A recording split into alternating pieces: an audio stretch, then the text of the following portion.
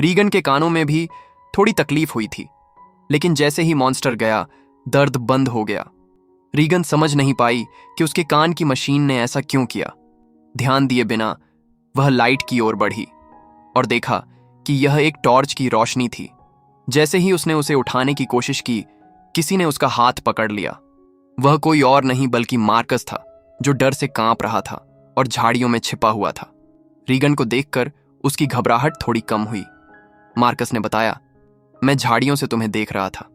पीछे मॉन्स्टर भी आ रहा था, लेकिन जैसे ही वह तुम्हारे पास आया अचानक भाग गया। रीगन ये सुनकर और डर गई, क्योंकि उसे पता ही नहीं था कि मॉन्स्टर उसके पीछे था। इसी बीच एवलिन अपने बच्चों की चिंता में डर से कांप रही थी। उसने ली से कहा, मुझे डर लग रहा है कि कहीं मॉन्स्टर ने मेरे बच्चों को खा न लिया हो। जल्दी से उन्हें ढूंढो। ली तुरंत अंडरग्राउंड रूम में गया, जहां उसने एवलिन और बच्चों को सुरक्षित रखा था। बाहर निकलकर उसने घर में खतरे का जायजा लिया। मॉन्स्टर अब वहां नहीं था, लेकिन उसने पूरे घर को तहस नहस कर दिया था। इतना कि एक पानी का पाइप टूट गया और पानी सीधे अंडरग्राउंड रूम में गिरने लगा। ली अपने बच्चों को ढूंढने के लिए खेतों की ओर निकल पड़ा, बिना इस बात पर ध्यान दिए कि बेसमेंट में पानी का खतरा बढ़ रहा था। इस दौरान मार्कस और रीगन अनाज रखने वाली टंकी के ऊपर छिप गए थे। उन्होंने वहां आग लगा दी ताकि इसकी रोशनी देखकर उनके पिता उन्हें ढूंढ सकें। कुछ देर बाद बेसमेंट में एवलिन की आंखें खुलीं। उसने देखा कि पूरा बेसमेंट पानी से भर चुका था। ऊपर से झरने की तरह पानी नीचे गिर रहा था। उसकी नजर अपने बच्चे के साउंड प्रूफ बॉक्स पर पड़ी। बॉक्स खुला था, लेकिन अंदर से बच्चे की जरा सी भी आवाज नहीं आ रही थी।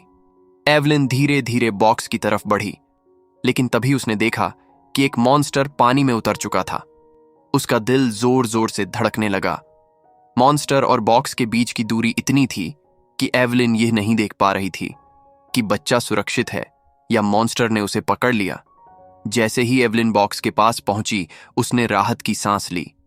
बच्चा सही सलामत था। खुशकिस्मती से बच्चे ने आवाज नहीं की थी, जिससे उसकी जान बच गई। एवलिन अपने बच्चे को लेकर एक कोने में खड़ी हो गई, लेकिन मॉन्स्टर वहीं आसपास मंडरा रहा था। अगर बच्चे की मुंह से जरा सी भी रोने की आवाज निकलती तो उनकी मौत तय थी। दूसरी ओर मार्कस और रीगन अपने पिता का इंतजार करते करते पूरी तरह थक चुके थे, लेकिन उन्होंने हिम्मत नहीं हारी और पिता के आने की उम्मीद बनाए रखी। रीगन को लगा कि उनके पिता उन्हें बचाने के लिए नहीं आएंगे। वह अकेले ही घर जाना चाहती थी, लेकिन मार्कस को अपने पिता पर पूरा यकीन था। अपनी बहन को जाते देख मार्कस उसे रोकने के लिए आगे बढ़ा, लेकिन तभी अनाज की टंकी का दरवाजा खुलकर उसके ऊपर गिर पड़ा।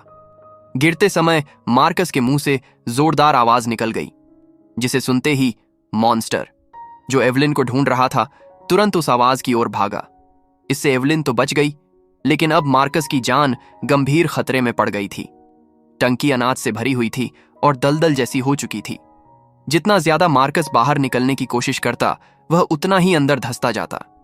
रीगन ने जल्दी से टंकी का दरवाजा तोड़ा और खुद भी उसमें कूद पड़ी। जैसे ही मार्कस अनाज में डूबने वाला था, रीगन ने उसे पकड़कर बाहर निकाल लिया। दोनों दरवाजे के ऊपर बैठ गए और कुछ पल के लिए अपनी जान बचाई, लेकिन उनकी हलचल मॉन्स्टर के कानों तक पहुंच गई थी। मॉन्स्टर खेत के रास्ते से तेजी से टंकी की ओर बढ़ा। ली ने दूर से देखा और समझ गया कि उसके दोनों बच्चे खतरे में हैं। जैसे ही मॉन्स्टर टंकी के पास पहुंचा और उन पर झपटने ही वाला था, रीगन की कान की मशीन ने एक बार फिर नुकीली और तेज फ्रीक्वेंसी निकाली, जिससे मॉन्स्टर झटका खा गया। रीगन की कान की मशीन से निकली तीव्र आवाज मॉन्स्टर के लिए असहनीय हो गई। वह उन्हें मारने की बजाय तुरंत वहीं से भाग गया। रीगन और मार्कस मौत के मुंह से बाल बाल बच गए और टंकी से बाहर निकल आए।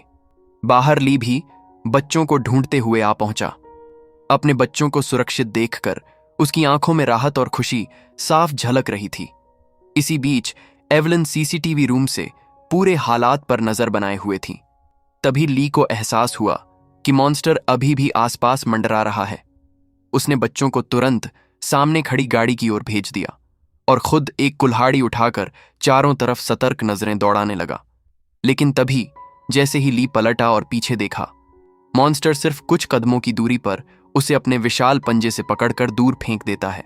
अपने पिता को दर्द में तड़पता देख मार्कस बेकाबू होकर उन्हें पुकारने लगा। उसकी आवाज जंगल की सन्नाटे को चीरती हुई गूंज उठी, लेकिन यही आवाज उस भयानक मॉन्स्टर के लिए एक संकेत बन गई। अब वो जान चुका था कि शिकार कहां है। मार्कस और रीगन के बिल्कुल पास। धीरे धीरे जमीन कांपने लगी और वो दैत्य उन दोनों की तरफ बढ़ने लगा। रीगन ने डर के मारे अपने कानों में लगे सुनने वाले डिवाइस को एडजस्ट किया, लेकिन तभी उस डिवाइस से एक तीखी चीखती हुई फ्रीक्वेंसी निकलने लगी। वो आवाज रीगन के कानों को भी चुभ रही थी। बेचैनी में उसने झट से मशीन बंद कर दी, बिना ये जाने कि यही उसकी सबसे बड़ी गलती थी। दरअसल वही फ्रीक्वेंसी उस मॉन्स्टर की सबसे बड़ी कमजोरी थी, जिसे वह बर्दाश्त नहीं कर सकता था। लेकिन अब मशीन बंद हो चुकी थी और दैत्य पूरी ताकत से उन पर झपट पड़ा। कार जोर से हिली, शीशे टूटे और रीगन चीख उठी। उधर जमीन पर गिरा ली, होश में आने लगा। अपनी आंखों के सामने बच्चों को खतरे में देख उसने समझ लिया, अब इस राक्षस को हराना नामुमकिन है। बस एक ही रास्ता बचा था, अपने बच्चों को बचाने का। उसने रीगन की आंखों में देखा, होंठों से बिना आवाज निकाले कहा, मैं तुमसे बहुत प्यार करता हूं। तुम कभी किसी चीज की गुनहगार नहीं थी। मेरे रहते तुम्हें कुछ नहीं होगा। और अगले ही पल उसने पूरी ताकत से चिल्लाना शुरू कर दिया। वो दैत्य मुड़ा और गुस्से में ली पर टूट पड़ा। एक ही वार में उसने उसे चीर कर रख दिया। लेकिन ली की चीख ने अपने बच्चों को वो वक्त दे दिया जो उन्हें जिंदा रहने के लिए चाहिए था। अपने पिता को अपनी आंखों के सामने मरते देख रीगन का दिल टूट गया। वो वहीं जड़ होकर खड़ी रह गई। आंसू उसकी आंखों से बहने लगे। जिस पिता को वो हमेशा गलत समझती रही, आज उसे एहसास हुआ कि वो उससे कितना प्यार करते थे। ली के बलिदान ने उसकी सारी गलत फहमियां तोड़ दी। ली के मरने के बाद वो डरावना मॉन्स्टर वहां से चला गया। उधर घर में मौजूद एवलिन ये सब कुछ सीसीटीवी पर देख रही थी। हर पल उसकी सांसें थम रही थीं। रीगन ने खुद को संभाला, कार स्टार्ट की और मार्कस के साथ तेजी से घर की तरफ भागी। घर पहुंचते ही एवलिन ने दोनों को जिंदा देखकर उन्हें सीने से लगा लिया। लेकिन उनकी राहत ज्यादा देर नहीं टिक पाई, क्योंकि तभी एवलिन ने देखा कि वही मॉन्स्टर एक बार फिर उनकी तरफ बढ़ रहा है। सब जल्दी से अंदर भागे, दरवाजे बंद किए। रीगन की नजर अपने छोटे भाई पर पड़ी और फिर उसे याद आया उसके पिता ने कितनी मेहनत से उसके कोक्लियर इम्प्लांट पर काम किया था। अब वो अपने पिता को पहले से भी ज्यादा मिस करने लगी। तभी जोरदार धमाके के साथ वो मॉन्स्टर घर में घुस आया। एवलिन ने तुरंत बंदूक उठाई और उसे निशाने पर ले लिया, लेकिन वो जानती थी इस राक्षस की मोटी खाल पर गोली का कोई असर नहीं होगा। अब मौत बस कुछ कदम दूर थी। मॉन्स्टर जैसे ही उन पर झपटा, अचानक रीगन के कान में तेज दर्द उठा। वो फ्रीक्वेंसी फिर से लौट आई थी, लेकिन इस बार कुछ अलग हुआ। वो दैत्य भी दर्द से तड़पने लगा, जैसे उसके भीतर कुछ फट रहा हो। यानी जैसे ही रीगन के कानों में तेज दर्द शुरू हुआ, उसी पल वो मॉन्स्टर भी कई गुना ज्यादा तड़पने लगा। रीगन हैरान हो गई। उसे महसूस हुआ कि उसके कान में लगी मशीन और उस दैत्य के बीच कोई गहरा कनेक्शन है। तभी उसे अपने पिता के रिसर्च पेपर्स याद आए, जहां लिखा था कि उसके कोक्लियर इम्प्लांट से निकलने वाली हाई फ्रीक्वेंसी पिच उस मॉन्स्टर की सबसे बड़ी कमजोरी है। रीगन को अब सब समझ आ गया। जब भी वो दैत्य उसके करीब आता था, उसके कान में दर्द इसलिए होता था क्योंकि वही फ्रीक्वेंसी उसे अंदर तक झुलसा रही थी।